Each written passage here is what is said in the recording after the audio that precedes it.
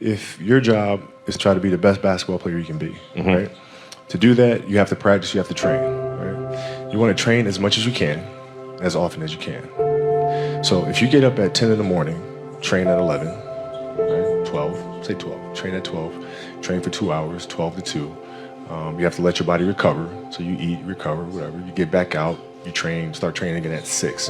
Train from 6 to 8, right? And now you go home, you shower, you eat dinner, you go to bed, you wake up, you do it again, right? Those are 2 sessions. Right? Now imagine you wake up at 3, you train at 4. You go 4 to 6, come home, breakfast, relax, blah, blah, blah. Now you're back at it again, 9 to 11, right? You relax, and now all of a sudden you're back at it again, 2 to 4, and now you're back at it again, 7 to 9. Look how much more training I have done by simply starting at 4, right? And so now you do that, and as the years go on, the separation that you have with your competitors and your peers just grows larger and larger and larger and larger and larger. And by year 5 or 6, doesn't matter what kind of work they do in the summer, they're never going to catch up because they're 5 years behind. Right? So it makes sense to get up and start your day early because you can get more work in. I didn't feel good about myself if I wasn't doing everything I could to be the best version of myself. If I felt like I left anything on the table, it would eat away at me. I wouldn't be able to look myself in the mirror. Right? So the reason why I can retire now and be completely comfortable about it, because I know that I've done everything I could to be the best basketball player I could be. And so that's where it comes from for me. You can't leave any stone unturned. Trivial things weren't going to pull my attention. It had to be things weren't going to pull my attention. It had to be things that I had a purpose. I wanted to be one of the best basketball players to ever play. And anything else that was outside of that lane, I didn't have time for. At what age did that goal become crystal clear? I made that deal with myself at 13 years old. At 13 years old? 13 years old. That's the deal I made. You were crystal clear about it? Crystal clear. And where did inspiration come from? The love of the game. The love of the game, the challenge. Like I would watch Magic play, I'd watch Michael play, and I would see them do these unbelievable things, and I'd say, can I get to that level? I don't know, but let's find out. If I could work that hard every day, with being blessed with the physical tools that I have, what would my career be? And I made a promise to myself from that day that I was going to work that hard every single day so that when I do retire, I have no regrets. And that was the most important thing for me, is to leave no stone unturned, get better every single day. And if I lived that way, then over time, I'd have something that was beautiful. But that was my philosophy. It seems like a pretty simple one, but if you live your life to just get better every single day, you do that for 20 years, what do you have? Follow your passion first. First. When I retired from the game, I sat there asking kind of all the wrong questions. What's the biggest industry I can get into? And it's all the wrong stuff. And you got to sit there and ask yourself, okay, what am I truly passionate about? What do I enjoy doing? And when you feel that way, honestly, you feel like you've never worked a day in your life. It's the most fun thing in the world. You get up in the morning excited about what you're doing. And you got to be really honest with yourself about it. If you wake up in the morning and you're dreading going to work, dude, do something else. Do something else. And those are hard decisions to make. But when you make those decisions, it's a very liberating experience. And you'll find out that the rewards will come. Basketball for me was the most important thing. So everything I saw, whether it was TV shows, whether it was books I read, people I talked to, everything was done to try to learn how to become a better basketball player. Everything. And so when you have that point of view, then literally the world becomes your library to help you to become better at your craft. The competitiveness that I bring to work every day is really helping people, in a sense, be competitive with themselves. Right? If you're animating something, or you're writing a screenplay, or you're composing a piece of music, is that the best you can do?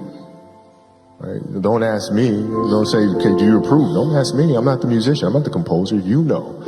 Right? So the competitiveness is more from an individual perspective. Is this the best you can do? And if the answer is yes, then off we go. We talk about this often, and we always talk about the fact that you can learn a lot more from the failures than you can from the successes. And you have to figure out where those landmines are, and then how to best avoid those, or help entrepreneurs, and ourselves included, figure out the clues of where those landmines are.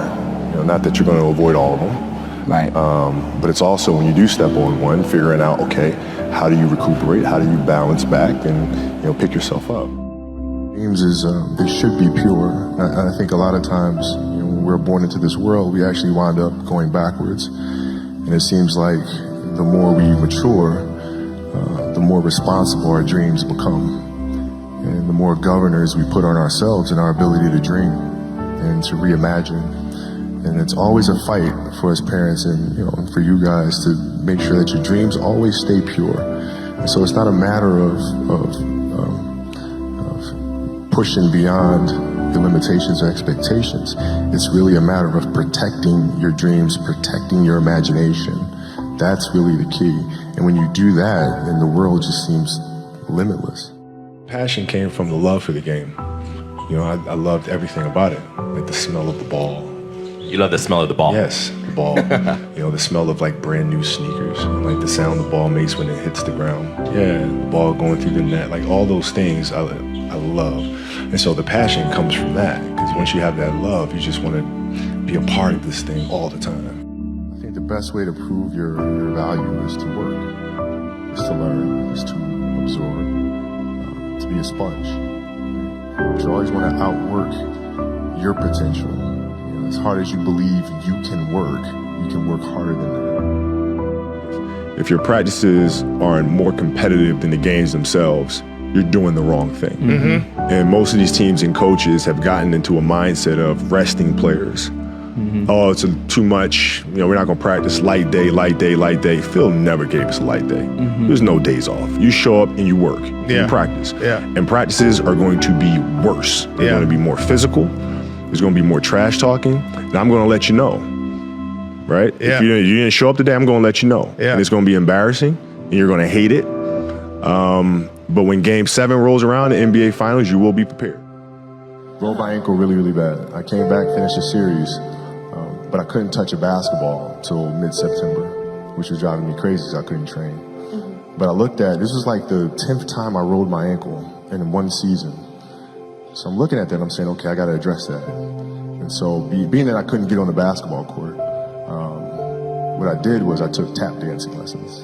Okay. No kidding. I took tap, and tap was like the best training for me in the world because it strengthened my feet, it changed my rhythm and my approach to the game. I was able to change speeds when I came back the following season. I think dancers put way more strain on their body than athletes do. And I think there's a lot that can be learned from that. My daughter took ballet for several years, and I would sit there in the class, right? And I didn't know what I was getting into because I don't know anything about ballet, right? But I'm sitting there in the class, and I'm watching her get the first position, the second position. I'm learning the structure and the rules that go along with that. Mm-hmm. And as athletes, there's a lot to be learned from that. Because if you simply go out there and perform and play, yeah, you'll be great every now and then. But if you play with structure, if you understand the rules that come along with that, the discipline that comes along with that, then you reach another level. But you guys have my respect. If other people that don't see that, they're idiots. At 13 years old, I had a kill list. And so, they used to do these rankings. It was Street and Smith basketball rankings. And I was nowhere to be found because I was like 6'4", scrawny, like 160 pounds soaking wet. So I was like 57 on the list. And so I will look at 56, 55, all the way up to number 1, who these players are, what club teams they played for. So when we go on an AAU travel circuit, I got to hunt them down, right? And so that became my mission in high school, is to check off every other person, all those 56 other names, hunt them down and knock them down. The game is just a part of me. So it never leaves. Even now that I'm retired, everything that I've learned from the game of basketball, I've carried it over into life. Mm-hmm. Like basketball's helped me be a better person, a better friend, a better father. Well, because there's life lessons that are within the game, mm-hmm. like communication, like unselfishness, like attention to detail, and empathy and compassion. Like all those things are in the game. And as an athlete, if we are aware of those things, it helps us become better human beings.